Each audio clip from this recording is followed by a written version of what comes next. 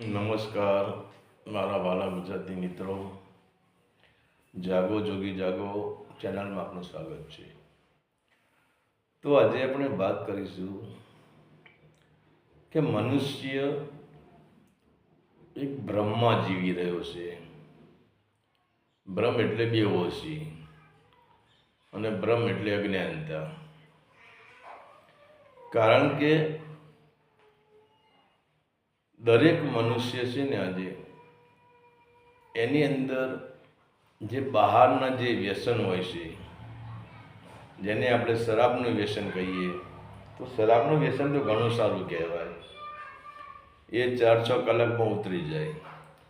ઠીક છે, થોડું પેલું બધું કરે, પણ શરાબનું વ્યસન 5-6 કલાકની અંદર પૂર્ણ થઈ જાય છે અને ત્યારે પછી એ માણસ હોશમાં આવે છે. પરંતુ જે આ સંસારનો જે ભ્રમ છે, સંસારનો જે ભ્રમનો જે નશો છે, એ એટલો બધા ઝેરીલો છે, એટલો બધો ખતરનાક છે કે આ ભ્રમ છે એ માણસને બેહોશીમાંથી હોશમાં આવવા દેતો જ નથી. અને આ જ કારણે આપણને એમ લાગે છે કે માણસ જાગૃત છે, પણ હવે જાગૃત માણસ જવલ્લે જ કોઈ વીર પુરુષ એવો હશે કે જાગૃત માણસ હશે. તો આપણને એક પ્રશ્ન થાય છે કે ભાઈ આ સાધુ જેને ભગવા કપડાં પહેરી લીધા, જેને જટાઓ વધારી લીધી, જેને દાઢી વધારી લીધા, જે જંગલો પહાડોમાં સુકાઈ ગયા, જેને સંસાર છોડીને ભાગી ગયા, આ લોકો તો જાગૃત હોવા જ જોઈએ ને. તો એ પણ આપણી એક માન્યતા છે. એ લોકો પણ બ્રહ્મ જ જીવન જીવી રહ્યા છે, એ લોકો પણ બેહોશીમાં જ જીવન જીવી રહ્યા છે. કારણ કે હવે એ લોકોની અંદરથી સંસાર હટ્યો જ નથી અને એમની પાસેથી આસક્તિ પણ હટી જ નથી. તમે વિચાર કરો, એક માણસ સંસાર છોડીને જંગલમાં ભાગ્યો જાય તો પછી એ જંગલમાં નવો સંસાર ઉત્પન્ન કરશે. જંગલમાં જઈને એ ઝૂંપડી બનાવશે, તો ઝૂંપડીને પ્રેમ કરશે. ત્યાં પછી જંગલી જાનવરો આવશે, હરણ આવે કે સસલા આવે, એની સાથે એ દોસ્તી બાંધશે. અને પશુ પંખીડા આવે તો એને ચણ નાખીને પશુ પંખીડા સાથે દોસ્તી બાંધશે. કોઈ ઝાડ સાથે એને લગાવ થઈ જશે. અને એવી ઘટના ઘટે કે કોઈ એવું હિંસક પ્રાણી આવી ગયું જંગલમાં અને એને નડતરરૂપ થયું, તો એના પર એ ક્રોધ પણ કરશે. તો હવે આને તો સંસાર છોડ્યા છતાં સંસાર છોડ્યો નથી. એટલે કહેવાય છે કે આપણે સાદી કહેવાય છે કે બાવાના 2 બગડ્યા. એટલે બાવાના 2 બગડ્યાનું કારણ શું છે? પહેલાં તો સંસારમાં રહી ના શક્યો અને સંસાર છોડી દીધો. હવે સંસાર છોડીને જંગલમાં ભાગ્યો, તો પણ જંગલમાં એને સંસાર બનાવી દીધો. અને બીજી એક મહત્ત્વની વાત તમને કરી દઉં કે જો ગામડાનું જીવન એટલે કે સંસારી જે જીવન છે એ જ મહાન જીવન છે, એનાથી મોટું કોઈ મહાન જીવન નથી. કે તમારા જે ભ્રમ ભાગે છે એ સંસારમાં જ ભાગે છે. કારણ કે સંસાર વચ્ચે રહેવાનું છે. હવે સંસારમાં તો જેમ આપણી 5 આંગળીઓ સરખી નથી, એમ સંસારના કોઈ મનુષ્ય સરખા હોય નહીં. બધાની બુદ્ધિ એક સરખી કામ કરતી હોય નહીં. અને સંસારમાં એટલે મીરાબાઈએ કહ્યું કે ઝેર તો પીધા છે જાણી, મેવાડના રાણા ઝેર તો પીધા છે જાણી. મીરાબાઈએ પહેલાં ઝેરની વાત નથી કરી, મીરાબાઈએ સંસારના ઝેરની વાત કરી છે.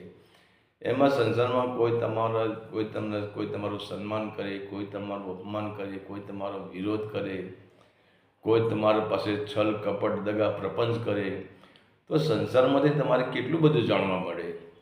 અને એ જાણ્યા પછી તમે એમાંથી ધીરે પાર કરી શકો. પણ તમને જો દુઃખ જ ન પડે તો પછી તમને આમાંથી તમે પાર કેવી રીતે ઉતરી શકો? સંસારના મેણા ટાણા તમે જો, કોઈ પણ સંતોએ સંસારના મેણા ટાણા ખાધા છે અને સંસારના મેણા ટાણા ખાઈને સંસારનું ઝેર પીધું છે. અને એ સંસારમાં તો તમે જુઓ, કોઈ પણ સંતોનો ઇતિહાસ જુઓ, અરે આપણે બીજા સંતોની વાત છોડો, કબીર સાહેબની વાત આપણે લઈએ તો કબીર સાહેબનો તમે ઇતિહાસ જુઓ તો તમારી આંખમાં આંસુ આવી જશે. એ તો અત્યારે આપણે કબીર સાહેબનું શરીર નથી, એમનું શરીર છૂટી ગયા પછી અત્યારે આપણે એમના આશ્રમો બનાવે છે ને આપણને કહી કે આપણા ગુરુ છે ને કબીર સાહેબ મહાન હતા ને આમ છે ને તેમ છે. પણ કબીર સાહેબનું જ્યાં સુધી એમનું શરીર હતું, એમના ખોડિયામાં પ્રાણ હતો, ત્યાં સુધી કબીર સાહેબને કોઈએ શાંતિથી જગતમાં રહેવા દીધા નથી. એમને આપણે જ હેરાન કર્યા છીએ. પણ કહેવાય છે કે એમનું શરીર છૂટી ગયા પછી અત્યારે એમના ઘણા શિષ્યો થઈ ગયા છે અને ઘણા એમના આશ્રમો બંધી ગયા છે અને ઘણા સંપ્રદાયો થઈ ગયા છે ને. પણ કહેવાનો મતલબ જે મુખ્ય જે હિસ્સો હતો, જે મુખ્ય ટોર્ચ હતી, જે મુખ્ય સૂર્ય હતો, એ સૂર્ય અસ્ત થઈ ગયો છે. તો એવી જ રીતે સંસારમાંથી જે માણસ તરી ગયો અને સંસારમાંથી જે માણસ તરી ગયો અને સંસારમાંથી જે માણસ સંસારમાં રહીને ઉપર ઉઠી ગયો, એ માણસના આ પાંચ તત્વની અંદર કોઈ પણ એવી શક્તિ નથી કે એને રોકી શકે. કારણ કે એને આપણા દરેક પ્રકારના ભ્રમ સંસારમાં જ તૂટે છે. એક વિચાર કરો કે આપણે શાંતિથી બેસી રહેશે, હવે સંસારે જ આપણું વહિત કર્યું, આપણા પરિવારે આપણું વહિત કર્યું, આપણને ઘણી બધી સંસારમાં ઠોકરો વાગી. અને જેમ હું તો શું કહું છું કે ઠોકર છે એ તમારો મિત્ર છે, ઠોકર છે એ તમારો ગુરુ છે. કોઈ તમને મેણું મારે તો માની લેવું કે આપણો ગુરુ છે, એના પર ક્રોધે નહીં ભરાવાનું. કોઈ તમારા વિરોધની વાત કરે તો માની લેવાનું કે આપણો આ ગુરુ છે અને આના પાસેથી આપણને કંઈક શીખવા મળશે. તો કહેવામાં કે સંસારની ઠોકરો એ આપણને નવું જીવન આપે છે. સંસારની ઠોકરો એ આપણા અનંત જન્મને જે ભ્રમણાઓ પડી હોય છે, અનંત જન્મના જે મોહ પડ્યા હોય છે, અનંત જન્મની જે આપણી અંદર વિષય વાસનાઓ પડી હોય છે, એ સંસારની ઠોકરો જેમ જેમ આપણને વાગે છે એમ એમ આપણી ભ્રમણા ભાગતી જાય છે અને આપણે હોશમાં આવતા જઈએ છીએ. પરંતુ ક્યારે આવા પુરુષો તો જવલે જ જોવા મળે કે જેને એક ઠોકર વાગી અને એને હોશ આવી ગયો, એની ભ્રમણા ભાગી ગઈ, એને સત્યનો માર્ગ મળી ગયો. તો આ બધું સંસારમાંથી જ મળે. કે તમે તો સંસાર છોડીને જંગલમાં ભાગી ગયા તો તમારી કોના સાથે તમારી મતભેદ થવાનો? ઝાડવા તો મતભેદ કરવાના નથી અને પશુ પંખી પણ તમારા સાથે મતભેદ કરવાના નથી. તો પછી તમારી અંદર જે ભ્રમણાઓ પડે છે, તમારો ભ્રમ છે, એ જંગલમાં જ્યાં પછી એ મજબૂત થતો જાય છે અને એ ભ્રમ તમને ભ્રમમાં નાખે છે. ભ્રમ, વિચાર કરો ભ્રમની તાકાત કેટલી છે. એ તમારો જ ભ્રમ તમને ભ્રમમાં નાખે છે કે હું કંઈક થઈ ગયો છું, મેં સંસાર છોડી દીધો છે, હું આટલી તપસ્યા કરું છું, હું આ મંત્ર પકડી રહ્યો છું, હું શિવની સાધના કરું છું, હું મહાકાળીની સાધના કરું છું, હું સદગુરુની સાધના કરું છું, હું ગુરુ દત્તાત્રેયની સાધના કરું છું, હું આને આમ કરું છું, હું તેમ કરું છું. અને એ ભ્રમ એક એવો તમને પકડમાં લેશે અને જે ભ્રમ નામનો જે અજગર છે અને એને એ ભ્રમ નામના અજગરે જેને ભરડામાં લઈ લીધો ને પછી એમાંથી છૂટવાનો કોઈ જ રસ્તો નથી. પણ આ એક વસ્તુ છે કે એ ભ્રમમાં જો એને ઠોકર વાગી જાય અને ઠોકર વાગ્યા પછી ધીરે ધીરે એનો જે ભ્રમ તૂટવા માંડે કે આ ખોટું જ છે, આ સત્ય નથી, આ મને ઠોકર વાગી, મને મેણું માર્યું, મારા પ્રત્યે વિરોધ થયો, કેમ થયો, આનું જો મૂળ ગોતે ને તો પછી ધીરે ધીરે કહેવાય છે કે થોડી ધીરે ધીરે એ બ્રહ્મથી એ માણસ બહાર નીકળી શકે. પણ આપણે તો મૂળ ગોતતા જ નથી.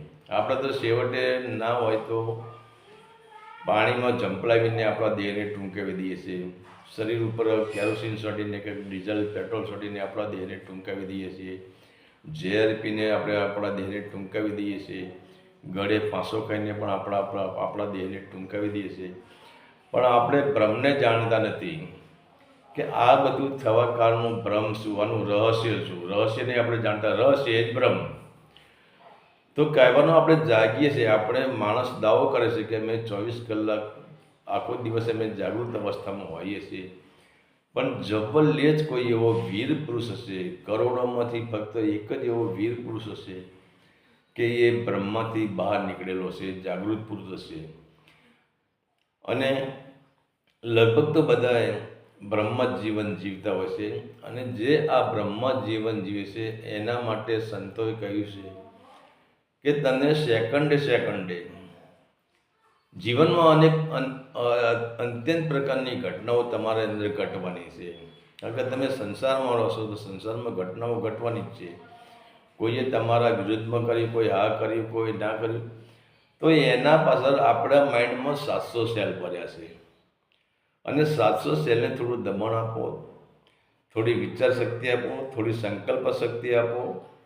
અને સંકલ્પ શક્તિ આપ્યા પછી એક દૃઢ સંકલ્પ ઉપર આવી જાઓ કે આજે મારા પ્રત્યે આ ગામ કેમ વિરુદ્ધમાં ગયું, મેં એવું શું કર્યું, આનું કારણ શું, અને આ ઘટના ઘટી કેવી રીતે. માની લો કે તમારાથી કોઈ ખૂન થઈ ગયું, તમારાથી કોઈ બળાત્કાર થઈ ગયો, તમારાથી કોઈ છલ કપટ દગા પ્રપંચ કે એવી ઘટના ઘટી ગઈ, તો પછી એ ટાઈમે તમારા વિરોધીઓ કેટલાય ઊભા થવાના, તમારા પાછળ કેટલાય પ્રકારના ષડયંત્ર રચાવવાના, આને આમ કરો, આને આમ કરો, આને આમ કરો. તો પણ આપણે એ ટાઈમે પણ આપણે બ્રહ્મમાંથી હોશમાં આવતા નથી. અને એ ટાઈમે આપણે વિચારી લેવું પડે કે આ કાર્ય કેમ બન્યું. તો એના પાછળ તમે સાધારણ હોશમાં આવી જાઓ. સાધારણ એક પલકવાર માટે જો આપણે હોશમાં આવી જઈએ તો આપણને ખબર પડે કે ભાઈ મારામાં કામ વાસના જાગીને મેં બળાત્કાર કરી દીધો, મને ધનની લાલચ જાગી અને મેં ચોરી કરી દીધી, મને અહંકાર આવ્યો તો મેં ક્રોધ કરીને અને આમ કરી દીધું, મેં ખૂન કરી નાખ્યું, મને આમ થયું, તેમ થયું. હવે આ બધો ભ્રમ ક્યારે આપણે તૂટે કે આપણે ધીરે ધીરે ક્ષણિક માટે હોશમાં આવતા જઈએ. અને જેમ ગંગા સતી વીજળીના ચમકારે મોતીડા પરો પાનબાઈ, એમાં ક્ષણિક હોશ, એટલે ક્ષણિક આપણા માઇન્ડમાં જે વીજળીનો ચમકારો થાય, ક્ષણિક હોશ આવે આપણે, અને એ હોશની અંદર આપણે આ બ્રહ્મથી નીકળવા સત્યનું મોતી પરોવી દઈએ અને બ્રહ્મ જાગૃત થઈ જઈએ. તો પછી આપણને ખબર પડશે કે આ વસ્તુ આપણને બ્રહ્મમાં નાખી રહી છે. તો પછી હવે શું થશે કે જેમ જેમ આપણે હોશમાં આવતા જઈશું એમ આપણે બ્રહ્મથી બહાર નીકળતા જઈશું, કાદવમાંથી બહાર નીકળતા જઈશું. અને સંસાર એ તો કાદવ જ છે. આપણે જોઈએ કે આપણી કહેવત છે કે ભાઈ કાદવમાં કમળ ઉગે, તો સંસાર પૂરે 100% કાદવ જ છે. કે સંસારની અંદર એવો વિષય વાસનાનો, કામનો, ક્રોધનો, મદનો, મોહનો, અહંકારનો, રાગ, દ્વેષ, અત્યાચાર, ભ્રષ્ટાચાર, છલ કપટ દગા પ્રપંચ, કેટલો બધો કાદવ ભર્યો છે. આ સંસાર એ કાદવમાં જ છે. પણ હવે આપણે એ કાદવમાંથી જેમ કમળ બહાર નીકળે છે, અને એ કમળને કાદવને કંઈ લેવા દેવા હોતો નથી. એનું મૂળ ભલે કાદવમાં રહ્યું, એમાં આપણું શરીર સંસારમાં, એટલે કે આપણું શરીર કાદવમાં જ રહેવાનું છે. પણ આપણી જે ઉર્જા છે એને આપણે કમળના ફૂલ રૂપે ખીલાવવાની છે. અને એ જ કમળનું ફૂલ જેમ કમળની દાંડી કાદવમાંથી બહાર નીકળે છે, એની ઉપર જેમ ફૂલ ખીલેલું આવે છે, ભલે આપણી દાંડી મૂલાધાર ચક્રમાં રહી, પણ આપણું કમળ છેક સહસ્ત્રારે પહોંચવું જોઈએ, સહસ્ત્ર દળે પહોંચવું જોઈએ. આનું નામ હોશ કહેવાય. અને જે ધીરે આપણું કમળ છે, આપણી ઉર્જા છે, આપણી સુરતા છે, જેમ ઉપર ચડતી જશે એમ આપણે બ્રહ્મથી બહાર નીકળતા જઈશું. અને બ્રહ્મથી બહાર નીકળશું એટલે હોશ આવશે. અને જેટલો હોશ આપણા અંદર થશે, જેટલો આપણે હોશમાં આવીશું, એટલે ધીરે સમાજમાં આપણી ખુશ્બુ નહીં ફેલાય. કે સમાજમાં તો આજ સુધી કોઈ સંતોની ખુશ્બુ ફેલાણી જ નથી. પણ સમાજમાં શું થશે? સમાજમાં તમારો વિરોધ થશે. આજે અમારો પણ સમાજમાં વિરોધ તો થઈ જશે. અને એક વસ્તુ લખી રાખો સુવર્ણ અક્ષરે કે જ્યાં સુધી સમાજમાં તમારો વિરોધ ન થાય, જ્યાં ચારે બાજુ તમારો વિરોધ ન થાય, તો સમજી લો કે આપણી ભક્તિ કાચી છે, આપણે હજુ બ્રહ્મા છીએ. અને બ્રહ્મથી જેમ જેમ આપણે બહાર નીકળીએ એમ આપણો અસંખ્ય વિરોધ થવાનો અને સમય સંજોગ પ્રમાણે એવી પણ ઘટના ઘટે કે તમારા મૃત્યુ સુધી લોકો તમને સુખ શાંતિ આપે જ નહીં. પણ તમારું જે કમળ છે એ બ્રહ્માથી બહાર નીકળી ગયું અને એ કમળ હોશમાં આવી ગયું અને એ હોશનું કમળ ખીલી ગયું, તો એની સુવાસ ભલે જગત ના લે તો કંઈ વાંધો નહીં, અને જગત પણ એ સુવાસ લેવાનું છે, પણ ક્યારે તમારા મૃત્યુ પછી. તો એ સુવાસ પરમાત્માના પ્રદેશમાં એ સુવાસ ફેલાવા દો, અને જ્યાં આપણી સુવાસ પરમાત્માના પ્રદેશમાં ફેલાય એનું નામ હોશ. અને જ્યાં આપણે સંસારમાં ટકી રહ્યા છીએ, સંસારમાં જે પોતાનું નથી છતાં આપણે પોતાનું માની રહ્યા છીએ, અને સંસારના કાદવ કીચડમાં જે આપણે ફસાઈ ગયા છીએ, અને આપણે આપણા ઉપર ઘણા આવરણો આપણે લગાવી દીધા છે, અને આપણે જે કોહિનૂર હીરો હતા એના બદલે આપણા પર કાદવનું આવરણ લાગીને આપણે સ્વયં કાદવ થઈ ગયા છે. એનું નામ બ્રહ્મ. તો બ્રહ્મથી બહાર નીકળવા માટે સંસાર છોડવાની જરૂર નથી. અને બ્રહ્મથી બહાર નીકળવા માટે એક જ પ્રયોગ કરવાનો છે કે જ્યારે આપણને ઠોકર વાગે, ભલે નાની ઠોકર વાગે કે મોટી ઠોકર વાગે, જ્યારે મોટી ઠોકર વાગે ત્યારે પરમાત્માએ આપણે 700 સેલ કર્યા છે. આમાં થોડો વિચાર કરો, થોડો સંકલ્પ શક્તિ લાવો, થોડો વિવેક લાવો, થોડા હોશમાં આવો, થોડા શાંતિથી બેસો, અને બેસીને પછી અહીંયા ત્રીજા તલમાં તમારા દ્રષ્ટિ સ્થિર કરો કે આ બનવાનું કારણ શું, અને એ કારણ તમે મળી જશે ત્યારે પછી ધીરે ધીરે હોશમાં આવશો, અને ત્યારે કહેવાય કે બ્રહ્મ અવસ્થા છે આપણી એ તૂટી જશે. અને બ્રહ્મ અવસ્થા તૂટવાથી જ આપણે બ્રહ્મ મળી જઈશું. હરિ ઓમ તત્સત. આદેશના પ્રણામ.